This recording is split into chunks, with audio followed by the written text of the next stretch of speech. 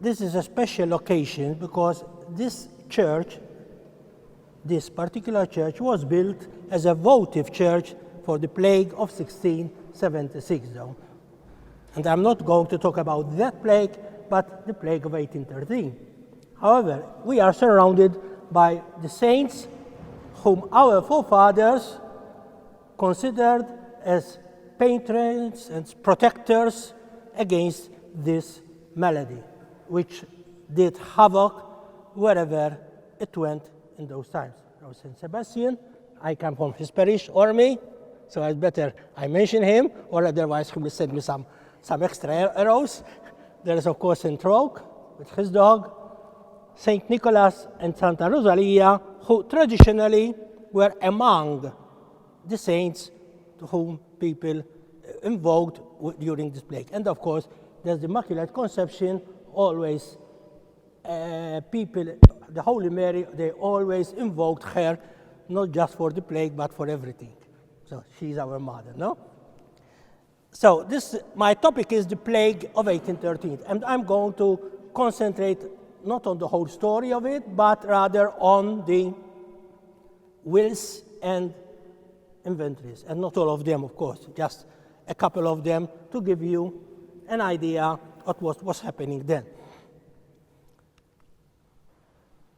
This is the guy who caused all the trouble. It's a flea, which, of course, not as giant as that, which thrived on rats, especially on the black rat, but not just on them, on rodents especially. And it was the cause of the bubonic plague, and still is the cause of the bubonic plague. The bubonic plague is traditionally known as the Black Death, which created millions of deaths of victims in the Middle Ages and even before. It's a bacterial disease. So it cannot be it's not a virus, so it cannot be transmitted nor by blood transfusion, neither by sexual acts, neither by saliva, unless it's a pneumatic plague. The bubonic, no. It could be transmitted only through this guy. The cure for it was found in 1894 by the scientist Alexander Yersin, who was one of the team of the Pasteur group of researchers. So when they invented and discovered penicillin, that was the best cure for it. It's still a dreadful disease, but it's curable now. But in those times, it was not curable because they did not know how it was transmitted. And if you don't know how it's transmitted, you cannot find the cure. In those days, in 1813, there were two thoughts, fields of thoughts. The miasmic versus the contagion. The miasmic is that the plague can be transmitted through air, just like influenza, right? But the contagion means by touching. Malta, and not just Malta, but the whole, mainly the scientific world in that thought it was contagion. However, that's not right as well. All the measures were mainly on this philosophy of contagion. Staying away from people, not touching, things like this, no? This votive picture, better like that? This votive picture gives us the story of what's happening there. This picture is in St. Barbara Church in Violetta. It's in the sacristy. Down there in the corner. Hope it stays there. In fact, there is Our Lady at the top and St. Barbara, to whom it was there. And the guy who made this was this person, Bartolo. He was the provider of water to the sick people. And he thanked Our Lady and St. Barbara that notwithstanding his dangerous job, He stayed alive. He was not infected. So he did this votive. Here you can see the different areas. The scene is in the fosse of Violetta, no? Just outside Violetta. These are the barracks, wooden barracks, where the sick people were transported, carried all together there. Here you can see a priest giving the last rites to a sick or moribund person. The guards doing guard, seeing that no one enters or leaves without permission. Here you can see a funeral, a sort of a funeral. If you go to Zabbar, you see this cart, the only one that has remained. It should have been burned, but it was not. Thanks God for that. We have it at Zabbar. And here, in these barracks, behind this fence, this wall, there are the relatives of the sick people. Since when a house got infected or attacked, what did they do? They emptied the house of everything. First of all, people. The dead, of course, were carried to the cemetery. The sick were carried to the barracks. The healthy were carried outside and put in barracks. And then they cleaned the house of everything. They cleared it. They burned the furniture, burned the clothes, burned the paper, because they believed that especially paper and clothes were a means of transmitting the disease. So they burned them. Of course, the precious items such as jewels, gold, and money, in Violetta at least, they were put in a box, in a wooden box, by the Monte di Pietà. There was a special committee. And they took them in the Monte di Pietà, numerated and numbered and identified. And after the plague, these persons, if they were still alive or relatives, went to claim these. And we've got a number of documents, hundreds of these kinds of documents, in Notary Mamo, Baldassare, who records these people who are recovering these items. So there we've got a picture of the situation, no? A quick dateline, a quick story of the plague, what happened. It was in 1812 that the government received notice from Lysandra, from Alexandria, that there was bubonic plague there. And since a lot of commerce was with the Levant of the Mediterranean. And what did the government do? It closed the shops, closed the ports. It means that every ship that came from the Levant of the Mediterranean, Lebanon, Egypt, Cyprus, Turkey, Greece, much of the commerce was with those ports over there, they were put in the Marsamshet harbor for quarantine, especially after they declared they had cases of plague or anything like that. On 28 March, initially I wanted to have this talk on the 28th of March, just on the anniversary, but other things has constrained them. But still, we're still in the same time period. 3 ships, part of a convoy, arrived in Malta, and one of them, they had 2 victims of plague, which were, of course, thrown overboard.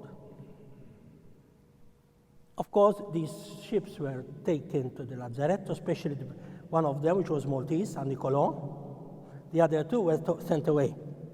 But this one could not be sent away.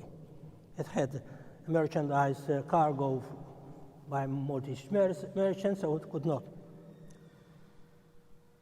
And during that time, the captain of this ship, San Nicolò, Antonio Maria Masciara of St. Lea,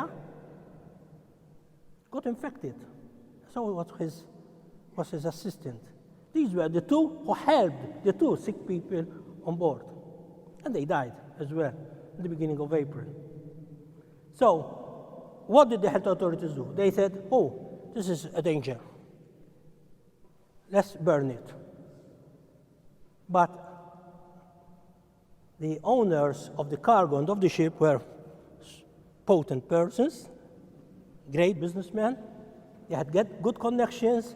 They told the governor, oh, no, let us take it away from here and leave us. And it was conceived. So on the 10th of April, it went back to Alexandria with the cargo, to post, all of it. And it arrived in Alexandria safe and sound. So see, so we are not the culprits. That's what they said. However, by that time, plague had already landed in Violetta. And on the 17th of April, Dr. Francesco Negrovani suspected the presence of plague in the house of Salvatore Borg, the carpenter, who lived over on the other side of Violetta, on 227 St. Paul Street, Strada San Paolo. His daughter died, his wife died, the midwife died, other persons, so they were carried on to the Lazzaretto. Eventually, even Salvatore died. So the alarm now is red, very red. And during April, the official confirmation came. And that time, Bishop Mattei was in Gozo doing his pastoral visit. On the early days of May, he stopped this visit, returned to Malta, because now plague was clearly identified to be present. What did the government do? He closed all businesses. Shops, theater, schools, markets, well, the courts as well. And the church followed suit. It closed the churches. First those of Violetta on the 9th of May, and later on the third week, on the 24th of May, it ordered that all churches in Malta should be closed. Let's go very quickly about this dateline now, because what we can see here is Violetta was divided into 8 districts. We're going to see about that. That June and July and August were the peak of the plague, with hundreds of people dying. In all, there were over 4,500 people died. That will be about 4 or 5% of the population of all Malta. September and October, the plague started to recede. In the meantime, there was Governor Thomas Maitland, who arrived in October, a very strict disciplinarian, strict military person, who used military strategies to combat this disease. At one time, Maitland closed 3 important towns where it was ravaging: Ormi, Bikirkara, and Zabuch. This worked with Zabuch and Bikirkara, not with Ormi. In fact, in Ormi, the plague stayed for more than a year, up to July of 1814, while in Malta, by January, it was declared free. In fact, on 29th of January, 1814, Maitland declared that Malta was free of plague. Malta, except Ormi. And the Te Deum was sung, solemnly sung in the St. John's Cathedral, with Maitland present and the bishop present. And if I'm not mistaken, that's the origin of the litigation of who owns St. John, who should sit on the right throne, the bishop and the government. So that's another story, though. However, in March 1814, plague hit Gozo at Shara. It is said that a person from Ormi who was declared free took some clothes, they say clothes, that's what they say, of Violetta or whatever. He gave them to his daughter, and the daughter got sick. Now, whether the transmission was rightly so, I have my doubts. However, it's true that he and his daughter were the first victims of plague in Shara. And there, Maitland, what did he do? He emptied the lower part of Shara, where the plague was, put them to the fields near Ain Lupin, and there he left them there in the camps. All right? And 96 people died. Then when they were declared that plague was extinguished, he took them to the Ramla Bay, told them to dip 3 times for 3 days in the sea, because they believed that sea water was had a cleaning effect of this, and then he carried them back home. This slide shows you how the plague moved from Valletta, from May, you know? See, first Lazzaretto, Gudia, Rabat, Marina, Lua, Ormi, Attard, Cospicua, Zeytun, up to Zabad, that's in May. You can see how it spread. Then in June, it continues spreading in June. These are the new cases where they were reported. Abband, now even Zurri, San Gillian, Nashar, and lately, and then in Pietà and in Abba, and in Sida, Sorita, Shin Paola. In July, they had few cases there, one case in Marsa. In August, then Porto San Paolo, Siggivi, and Corpus Camposanto. The cemetery was probably near the Tabraxa, near the Pietà. And then it receded. So that's how it moved. This is how Valletta was divided into 8 districts. This is a rough sketch, how it was, no? With Strada Reale in the middle. This is Strada San Giovanni, Vescovo, and San Domenico. District 1, 2, 3, 4, up to 8. And in each district there were a committee of 3 persons to oversee, to see that everything should be done in order. Should, I always say we should, because people are always, Maltese we call them are being naughty. They don't obey rules. It seems that it's fun to break the rules. And it's risky and dangerous as well. This is Valletta, sketch of Valletta. Just a little bit of explanation of it. Because you see, where I have these the green lines on the streets, those are the streets which were badly hit by the plague. The red ones where cases were few. So you can see a conglomeration of cases here. Strada Ospedale, Strada San Nicolo, Strada Sant'Ursula and its surroundings, Due Balli, St. Joseph, Fontana, and Manderaggio. Places where the social level of the people was low, the low classes were living there, and conglomeration in one carrea, and there were, to the report, there were 80 people living in it. Imagine, in a confined place, so it's very easy to have this condition, no? This is the San Nicolò. That's not it. It's a picture of something like it. It was a brigantino. We have got the story of this, no? The insurance. We need not go into much detail about this. But when see John Maria, these were the names of the 2 sailors who died during the voyage. One was from Cospicua, John Maria Busuttin, and the other was a Slav, Bartolo Dublonovic, very common race of people who were here in Malta, from the Balkans especially. A lot of sailors, maritime people were from there, and from Greece, who were invaded by refugees, sort of, in those times as well. So here got the story of how it entered the harbor, and on the 10th April, with a new crew. And of course a new captain, because the captain was dead. The captain was Maltese as well. Scarneo, again from Senglia. And most of the new sailors were even Slavic or Greek.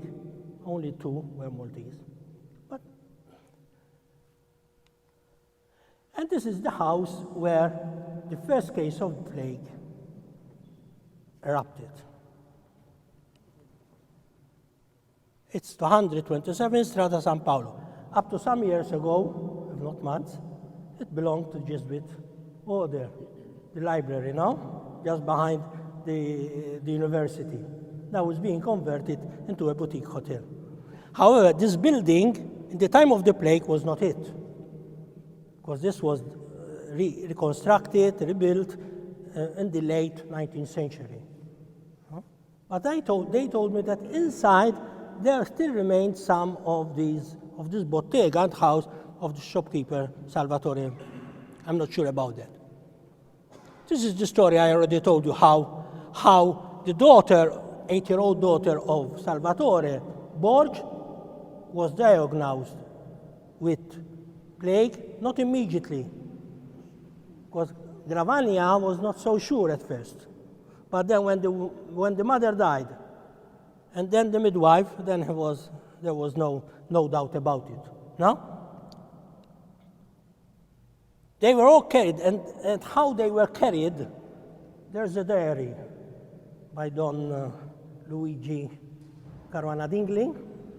It's a manuscript retained in the National Library, where this priest, among the many things he wrote, he described how they were transferred from their home to Lazzaretto at night, in the middle of the night. Even the old person who could hardly walk, 80-year-old grandfather, were forced to walk, no help given. It's like the way to the Golgotha. That's how I imagine it. Eventually, most of them died, the father, the grandfather, but the nonna, the grandmother, and one of the children did not survive. They survived. Then I found in 1837 a contract of lease of this bottega. It was still a bottega. And recently I found another one in 1819, another lease of that house. Still was a bottega. I would like to find the contract of lease or reconstruction of what it was then. This guy I like to mention him, poor guy. Antonio Borg was the only one who was shot dead, executed, because he broke the sanitary laws. That was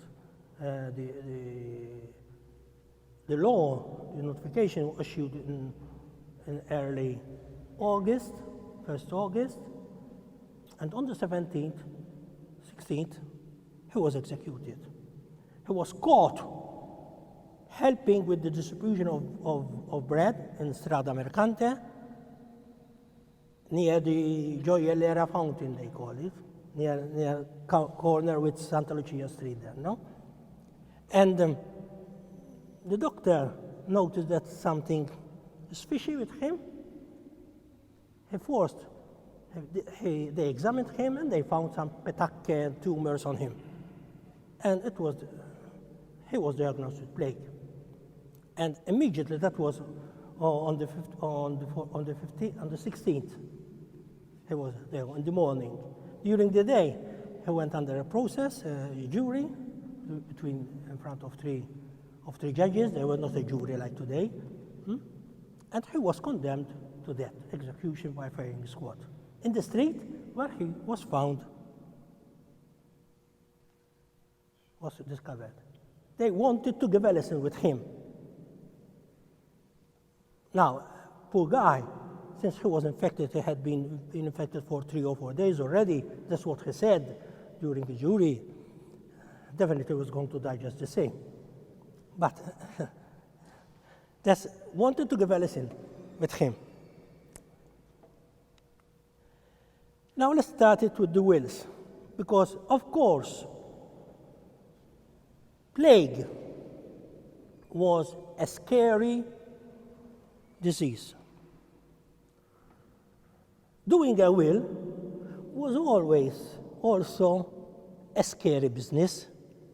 People, especially in those times, and sometimes even today, I think, they tend to leave this activity to the very end, like this extreme action, no? Because if you are doing the will, it means you're going to die. During the time of the plague, I could say there was a good rate of increase of will making. Still, some people, as we're going to see, still were stubborn and they did not do. Quite a number died ab intestato. This is the will of a lady, Graziola Bezzina, from Vittoriosa. She lived in that part of Vittoriosa near St. Dominic's convent, no? Those narrow streets over there, San Domenico, those streets like that. The name of the street is not given, but that's the area where she was living. She already had lost her husband by plague. And by the way, Cotonera was not so badly hit. There were about not more than 60 cases in all in Cotonera, in the three cities, not in Senglia. Senglia was totally free. But the records show just one person, but it's debatable. But Cospicua and Calcara and Virgo, between them they had around 30 cases. And they took to Big Hospital. She had just lost her husband, Antonio. One of her daughters certainly was already infected with the plague. She was afraid. So what did she do? She called the notary, Salvatore De Caro, who worked in Vittoriosa, and she wrote, she expressed, she said, what are her last wishes? How did they do it? She stood at the door, at her front door, a narrow street, and she, a voce, verbally, with a loud voice, told him what she wanted to do, what her last dispositions were. And he sat on the opposite side of the street, not a very wide street. It's maybe three of these benches would not fit into it. And as witnesses, there were two guards of health, two guardians of health, Bonomo and Saliba. And then there is something else. I wish I would take it. And that's how she wrote her will. Fine, eventually she did die. Even one of her daughters, or two, I'm not sure whether they were one or two, died. But one, no. So, there, of course, I'm going to give you a sample of describing this will, because this shows you how a will was formulated in those times.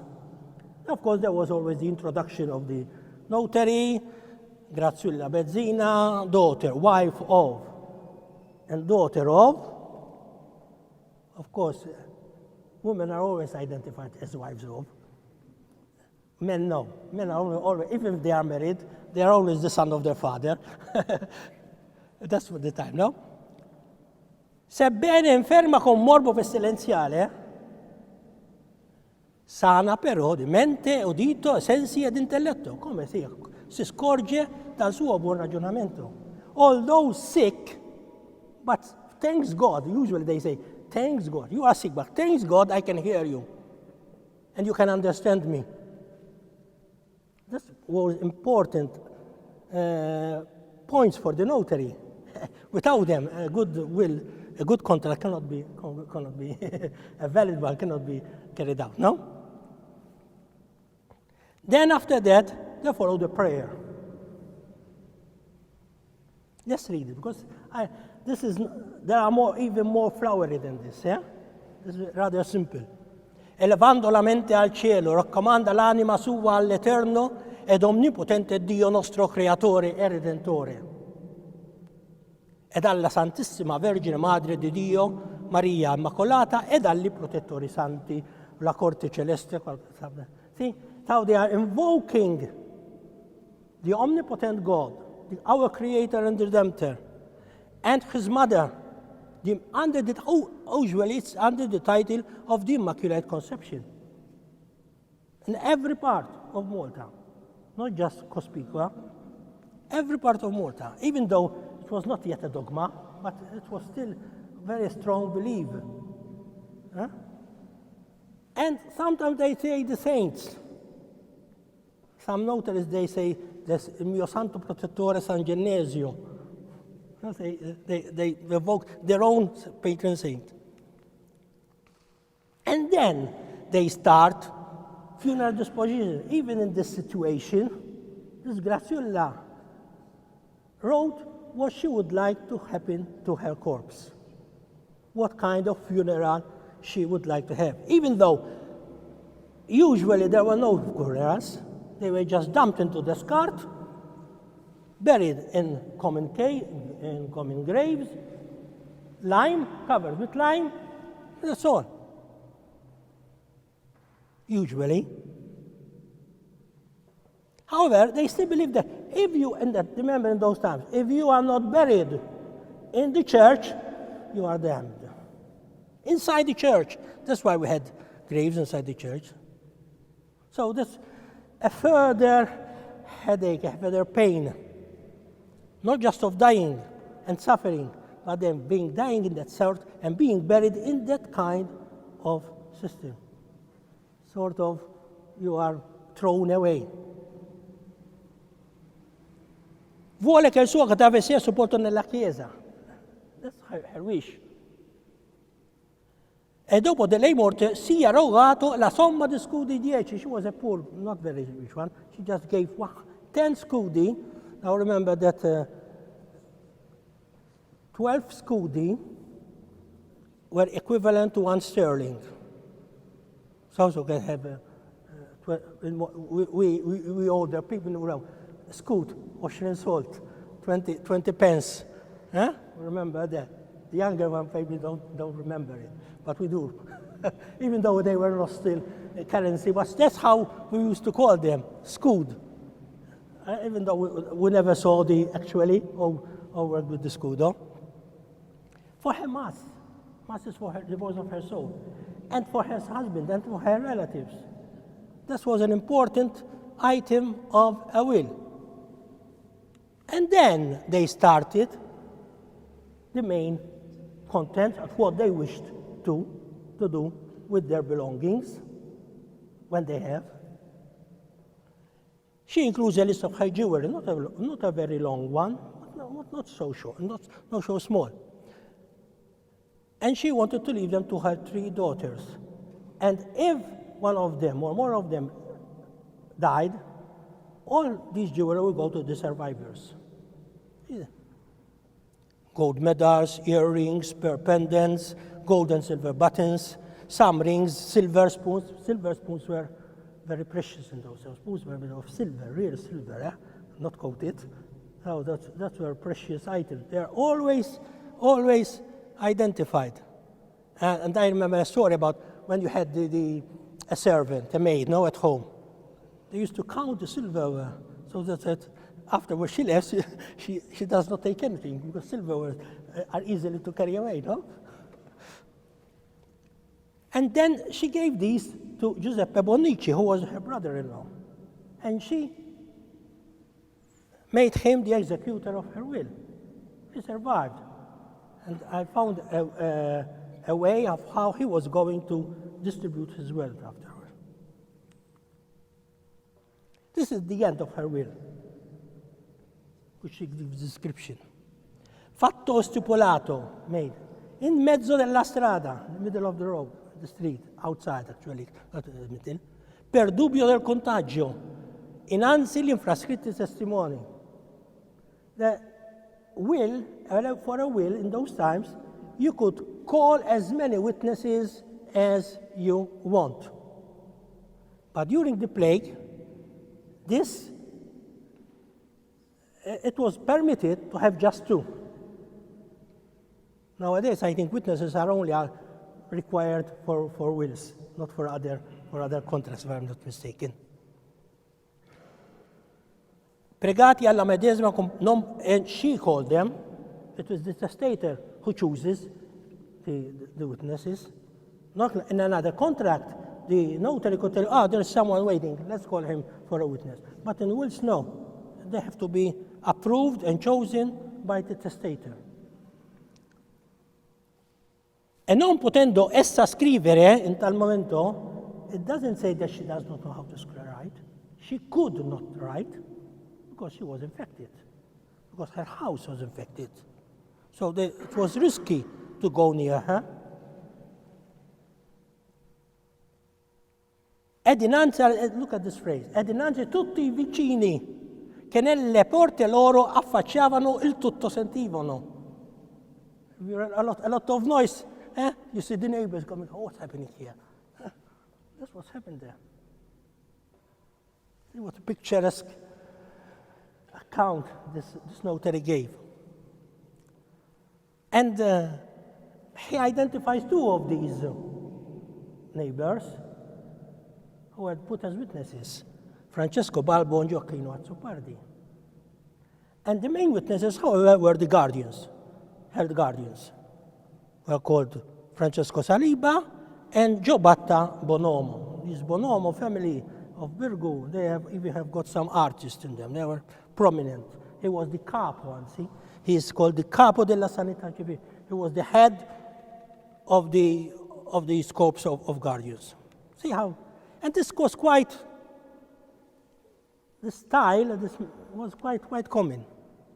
And now we come to our great invite, or our host, not host, how will you call him? We come to our main guest. This wooden will. If I move my mouth, just make me a move. Show me. Okay.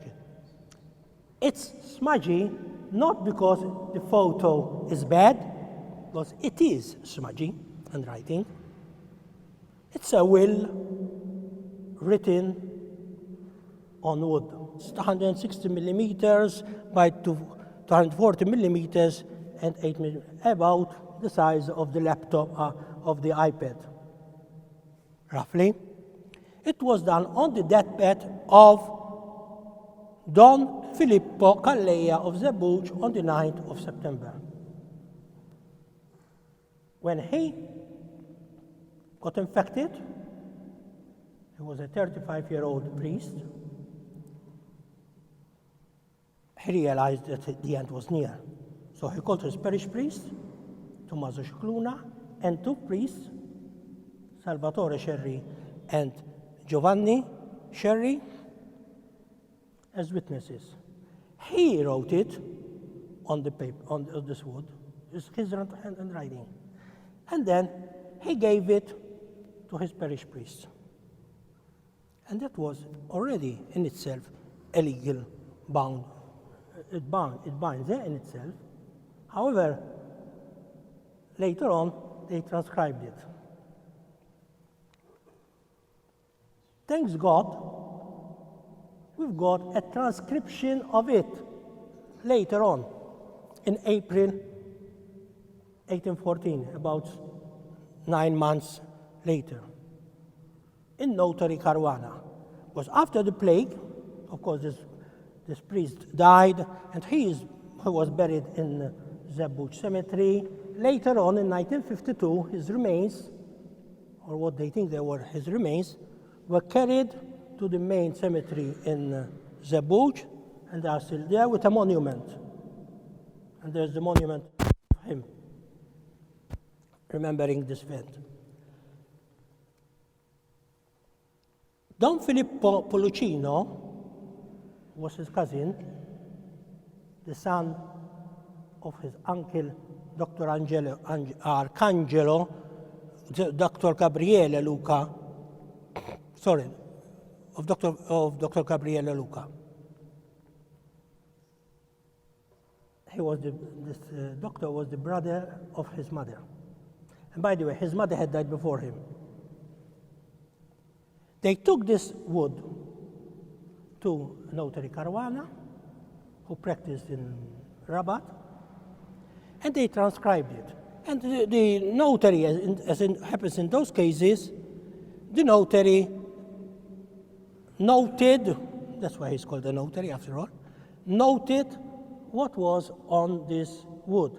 But he noted that had a difficulty in deciphering what was written because it was already smudged. Pezzo di tavola bianca was written. And of course there were the priests who were witnesses to it, but he did all this operation in front of the Judge Muscat. Someone have got his name. He checked it first of all, see, that is uno, l'intero, non iniziato. He checked that the document is authentic. And after he checked that it's authentic, then he transcribed it. However, to be sure, he called two experts of handwriting, calligraphy, One of them was Enrico Cauchi, who was the attuario at the court. And then there was Pietro Paolo Bonello, who was the son of a notary. So they were accustomed to bad writing and deciphering bad writing. And then he transcribed it. And then, of course, it ends, this kind of document always ends with onde per futura memoria, so for future memory, can whatever do with it. What did he leave? Well, the main beneficiaries were his cousins. It means he had no sisters or brothers. Cousin Spiteri from his grandfather's side, cousin Bezzina, Nashar, from his mother's side, they had some property in Ormi and Harfarouj. Another priest, a relative of his, Don Giovanni Camilleri, to whom he left some money, with an obligation to create an opera pia, a good act to found a good foundation. Then the money, he left 400 scudi to the orphans of the Bouch, whether they are in the Institute of the Bouch or in the Institute at Violetta. Of course, there were a good number of orphans at the times when they had lost their parents. Another 300 to the Confraternita of the Bouch, founded by Monsignor Pellerano. It does not give it, the name of the Confraternita is not given. Then to Victoria Muscat, with whom it seems had some litigation.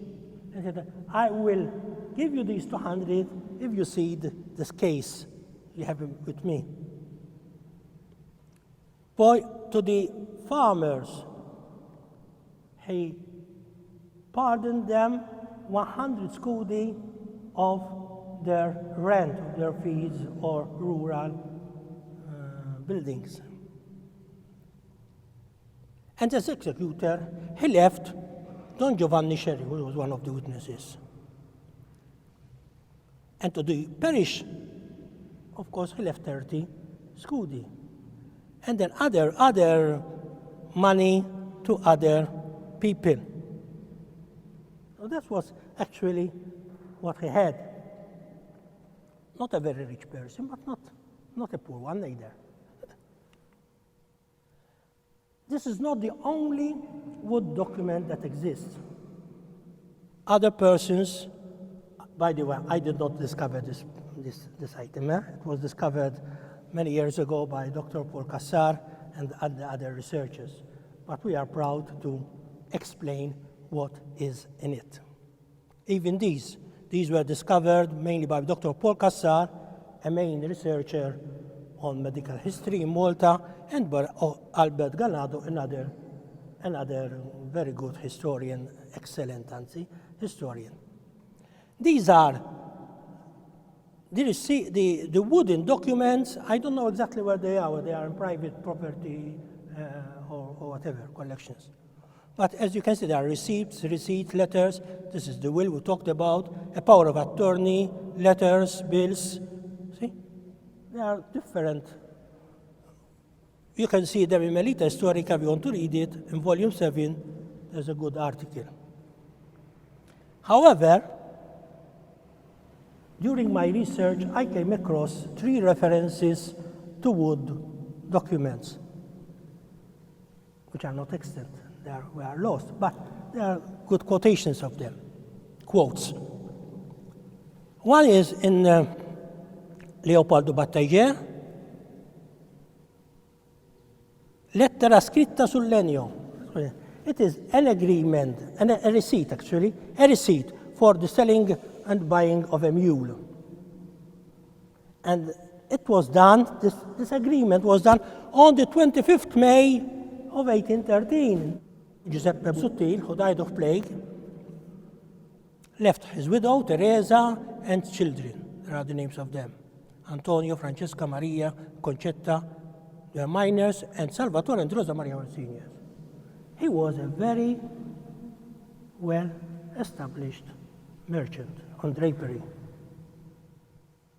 And he died in his home, not in the shop. His home was in 261, 5 doors away.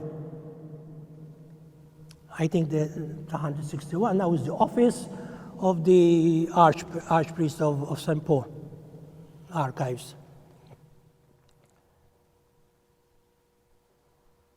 He was in partnership with Clemente Ellul. And there is a long list of items which were in the shop. And each one is valued. The total value is 56,000 and more. 408 scudi. Divide those by 8. You got how much? 7,000 at least sterling. Now, compare the life, the cost of living, sounds quite good. A very, very, very rich man. And these are the kinds of cloth who are interested in drapery. You've got lots here. Damasco, puntellina, basino, broccato, cambrai, seta, merletto, flanella, panno, satino, lino, muscoli. There could be more which I did not recognize as cloth. And even where they come from. There were French products, Spanish, Gozzitan, usually Gozzitan were lino and merletto. England, Genova, Catania. It's interesting, and even Catania there is, that in Italy there is the names of the cities. In France, no, they don't do the names of the cities. France and England, and even some Germany, I think there were some. But in Italy, each city had its particular product, most probably. Another inventory, a sorbetteria, selling ice cream. Sorbetto, no? Sotto il teatro means this was the shop, the bottega of the theater. It was leased to Gabriele Gauci, who was a victim of the plague. And then his heirs wrote the inventory of what was in the shop. Bozzoni. From what's written, it shows that it was a shop of quality, of certain level, not just Hanutal Cafe, right? Even by what is written, you can deduce that. They did not do the cost, the prices of each, the value of them. However, there are other inventories, just a lot of more inventories, a lot of more obvious. I'm going to just finish with this, just mention 3. The inventory of Chirurgo Giovanni Briffa in Ormi. He was from Violetta, though, from the Caravita family. His wife was from the Caravita family. What's interesting, that among the list of things which are listed, clothes, jewelry, property, and things, there is just a small list of medical surgical tools. Among them, of course, there's the tenaglia per il parto, cascia di strumenti. So not much detail, but it's interesting. And then there's the will of Dr. Not the will, the inventory, because he did not write a will. Dr. Francesco Leon Gravania, who lived with the plague, who worked among the people, he still did not do a will. Even though at first he was attacked by the plague and survived. And then he got attacked again, and this time he did not. After his death, it seems that his wife wished to retain the things all to herself. So she has a sort of litigation with 2 of her children. And so there was an inventory of what was left. What's interesting, there's a lot of biancheria, of clothes, of furniture, not much, and other items. But what's interesting is that a list of 318 books in his library with the names of them. So I did some Google research on 3 or 4 of them, and I found these books. They were books of great, eminent medical people. So he was very much involved in his profession. French, Italian, Latin, very few, only a couple are literary works. There are some religious, like the Bible and some other theological dissertations, but mainly those. And the list was compiled by the bibliotecario, Giuseppe Bellante. And then finally, there's this Antonio Gristi. He was a shopkeeper in Strada Vescovo, 24D. He died in Bicchicara. He was one of those who left Violetta out. And his was a shop, I don't know what we call, not an ironmonger, I think which sells everything usually. They call them cangigliasi, means that there is mirrors, there are brushes, everything. Sort of ironmonger, so not food items, however, household themes, no? It is quite interesting as well. Thank you. I must thank also